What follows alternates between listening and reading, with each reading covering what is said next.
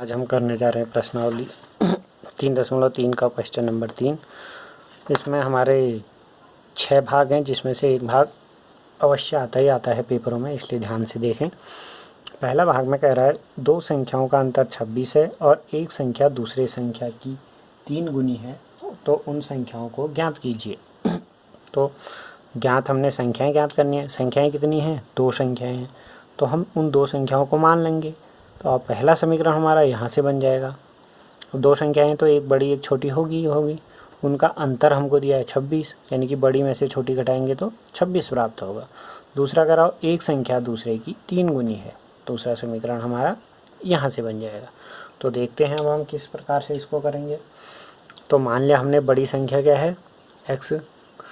अब हमने 2 संख्याएं हमने निकालनी थी, इसलिए हमने माना बड़ी संख्या बराबर x और छोटी संख्या हमने मान दी y। फिर हमको दिया है अंतर कितना है, 26।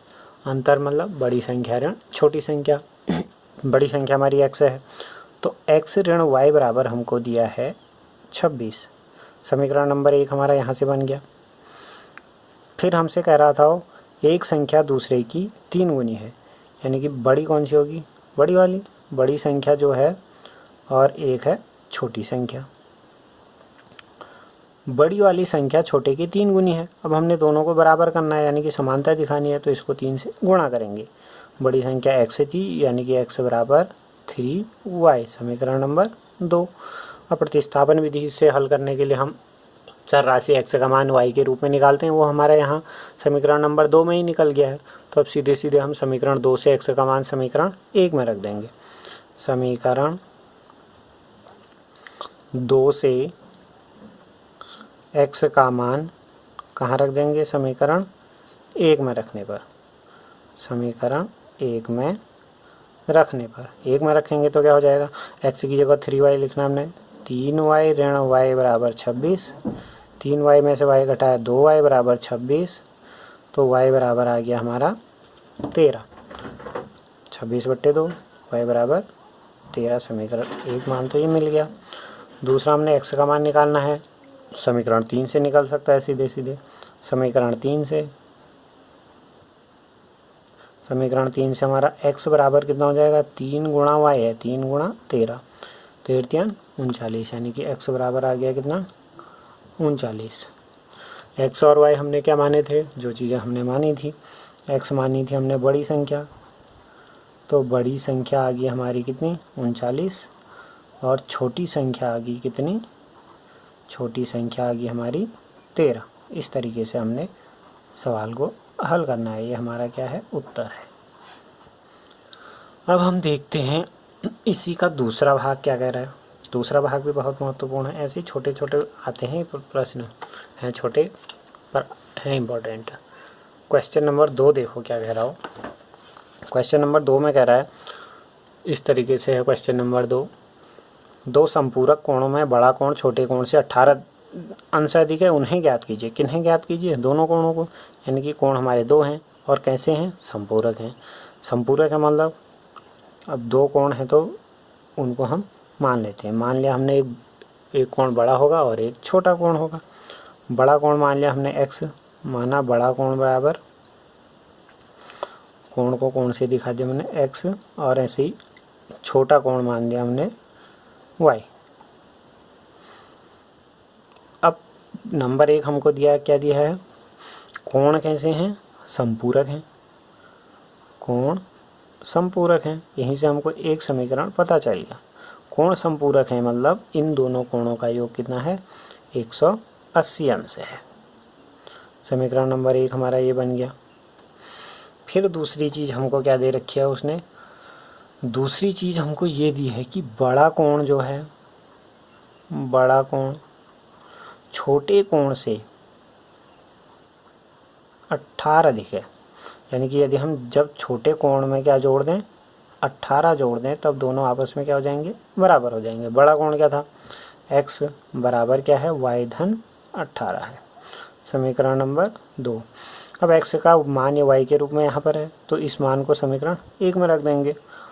x का मान 2 से समीकरण 1 में रखने पर अब समीकरण 1 में रखेंगे तो क्या होगा, x की जगह y धन 18 लिखेंगे, y धन 18 धन y बराबर 180 अंश, y और y हो गया हमारा कितना हो गया 2y बराबर 18 उधर चले गया, उधर जाके 180 में से 18 घट जाएगा, घटा के आ गया 162। तो y बराबर कितना आ जाएगा 162/2, 162/2 मतलब ये आ गया हमारा 81 अंश। फिर x का मान निकालना है तो यहाँ रख दें, y का मान समीकरण 2 में रखने पर, y का मान समीकरण 2 में रखने पर, एक और एक में 2 में किसी में भी रख सकते हैं, 2 में इसलिए रखा क्योंकि y एक साइड है x एक साइड है, तो इससे हमको सुविधा होगी। x बराबर y यानी कि 81 धन 18, 81 में 18 जोड़ा तो 99 अंश। अब हमारा उत्तर आ गया x बराबर 99 अंश, y बराबर 81 अंश। ये हो गया हमारा उत्तर। अब हम इसको चेक भी कर सकते हैं, कोण संपूरक है कहता है, क्या इनका योग 180 आ रहा है, 9 के 10 की 0 80 लाएक, 9 के 10 8 18 यानी कि 180 अंश आ रहा है। तो इसका मतलब हमने जो सवाल करा है वो सही करा है। अब हम देखते हैं अगले प्रश्न में क्या कह रहा है। अगला प्रश्न है हमारा, एक क्रिकेट टीम के कोच ने 7 बल्ले तथा 6 गेंदें 3800 रुपये में खरीदी और उसने 3 बल्ले व 5 गेंदें 1750 रुपये में खरीदी। प्रत्येक बल्ले तथा प्रत्येक गेंद का मूल्य ज्ञात कीजिए। यानी कि एक बल्ले और एक गेंद का मूल्य ज्ञात करना है। बल्ले का मूल्य हम x, गेंद का y मान दें, तो 7 बल्लों का 7x, 6 गेंदों का 6y, 7x धन 6y बराबर 3800 ऐसे बन जाएगा। ऐसे ही फिर हमारा दूसरा समीकरण भी बन जाएगा। चलो करते हैं। निकालना है हमने, जो चीज़ हमने निकालनी है वो चीज़ हम मान लेंगे। क्या निकालना है, हमने निकालना है एक बल्ले और एक गेंद का मूल्य निकालना है, तो उनको हम मान लेते हैं। माना, हमने क्या मान लिया, माना एक बल्ले का मूल्य, एक बल्ले का मूल्य हमने मान दिया कितना, x रुपया। ऐसे हमने एक गेंद का मूल्य मान दिया कितना, बराबर y रुपया। अब हमसे क्या करता है, 7 बल्ले तथा 6 गेंदों का मूल्य 3800 है। 7 बल्ले व 6 गेंदों का मूल्य कितना है, 3800 रुपये है। 3800 यानी 7, एक बल्ले का x है तो 7 बल्लों का 7x धन 6y किसके बराबर है, 3800 के बराबर है। समीकरण 1 हो जाएगा। ऐसे ही फिर हमको दिया है 3 बल्ले और 5 गेंदों का मूल्य। 3 बल्लों व 5 गेंदों का मूल्य जो दिया है वो हमको कितना दिया है, 1750 रुपये। अब एक बल्ले का x है तो 3 बल्लों का 3x, 5 गेंदों का 5y बराबर 1750। ये हमारा बन जाएगा समीकरण नंबर 2। फिर हम क्या करते हैं, समीकरण 1 से x का मान निकाल लेते हैं। तो ये क्या हो जाएगा, 7x बराबर होगा 3800 माइनस 6y। समीकरण 1 से इसको उधर ले जाएंगे तो 7x बराबर आ जाएगा 3800 माइनस 6y, तो x बराबर आ जाएगा 3800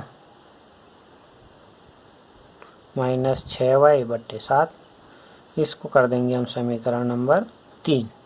इस तरीके से हमको समीकरण 1, 2 और 3 प्राप्त होगी। फिर वही मेथड करते जाना। हमने x का मान समीकरण 3 से किस में रख देंगे, 2 में। 1 में तो नहीं रख सकते क्योंकि 1 से तो हमने निकाला है। समीकरण 3 से x का मान 2 में रखने पर, 2 में रखेंगे तो क्या हो जाएगा हमारा, 2 ये है, x की जगह हमने ये चीज़ लिखनी है, बाकी 3 ऐसे ही रहेगा।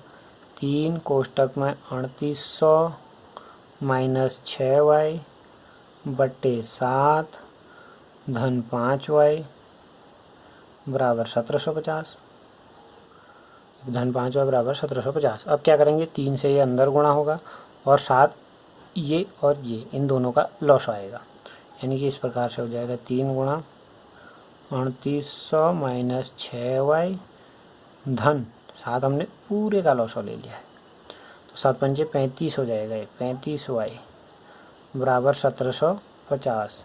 अब यहाँ गुणा होगा 7, ये 7 यहाँ गुणा होगा और साथ ही 3 से ही अंदर को गुणा हो जाएगा। 3 से जब अंदर गुणा होगा तो क्या बनेगा हमारा, 3 से अंदर गुणा करा, 3 से हम 3800 को गुणा करते हैं तो 8 24 की 4, 8 24 की 4 हसीला 2, 3 3 9 2 11 और 2 जीरो थे, ये हो गए इतना, माइनस 6 3 18y धन 35y, 7 से 1750, ये गुणा हो जाएगा, ये गुणा आ गया 12250, 12250 ये हो गया गुणा।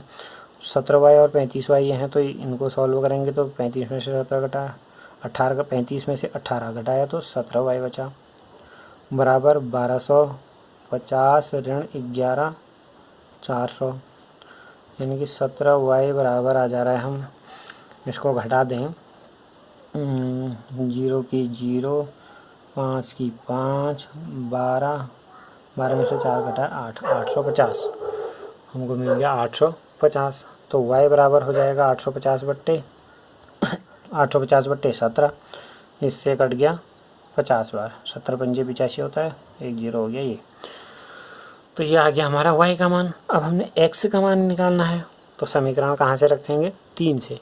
समीकरण 3 में जब हम y की जगह 50 रख देंगे तो हमको x का मान भी निकल जाएगा आसानी से। समीकरण 3 से, समीकरण 3 में y का मान रखने पर, समीकरण 3 में y का मान, y की जगह हमने 50 लिखना है, x बराबर कितना है 3800 माइनस 6 गुणा 50 बट्टे 7, x बराबर 3800 माइनस 6 पंजे 30, 300 बट्टे 7, 3800 में से 300 घटा दिया तो आ गया हमारा कितना 3500 बट्टे 7, 7 पंजे 35, यानी कि x बराबर आ गया 500।